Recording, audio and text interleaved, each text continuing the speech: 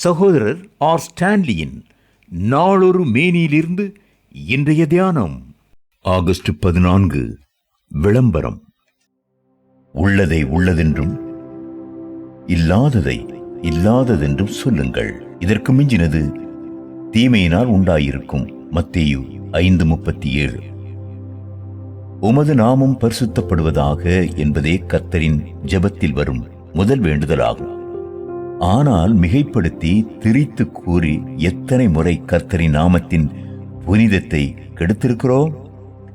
நாம் என்ன சொல்லுகிறோம் என்பதை விட வாசிப்போர் மனதில் என்ன பதிக்கிறோம் என்பதற்காகவே கடவுள் நம்மை நியாயம் தீர்ப்பார்.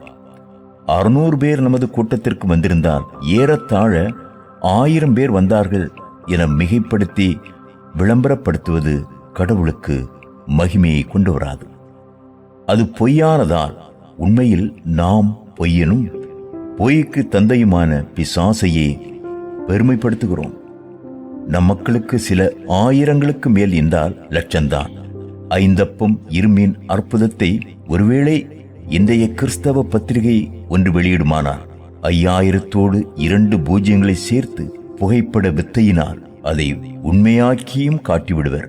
இந்திய ஊழியர்கள் அனுப்பும் சில புகைப்படங்களை பார்க்கும் அயல்நாட்டு நண்பர்கள், இந்தியர் என்றாலே தெருக்களில் வசிப்பவர், கிண்ணம் ஏந்தி வீடு வீடாக யாசிப்பவர், காட்டுமிராண்டிகள், ஆதிவாசிகள் என்றுதான் நினைக்கின்றனர். அப்படி படம் காட்டினால் தானே, அதாவது அனுப்பினால் தானே பணம் கிடைக்கும்.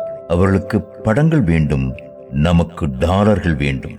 ஒருவருக்கொருவர் உதவி செய்கிறோம். தவறான எண்ணங்களை கொடுக்கும் இவ்வித பாவத்திலிருந்து மனம் திரும்புவோமாக. அட்டை முதல் அட்டை வரை ஒரு தனி நபரையே விளம்பரப்படுத்தும் கிறிஸ்தவ பத்திரிகைகளை பார்த்து பார்த்து சரித்து விட்டது. திரைப்பட நடிகரைப் போல ஊழியர்கள் பல கோணங்களில் புகைப்படம் எடுக்கப்படுகிறார். பக்கத்திற்கு பக்கம் ப்ளோ அப் தான். பட்டங்கள் வேறு. உரிய தகுதி இல்லாமலேயே டாக்டர், ரெவரண்ட். நாம் யாரை மைமைப்படுத்த விரும்புகிறோம்? இந்த பத்திரிகைகளை வாசித்த பின் அல்லது இப்படிப்பட்ட ஊழியரின் செய்தியை கேட்ட பின் மனதில் என்ன தோன்றுகிறது?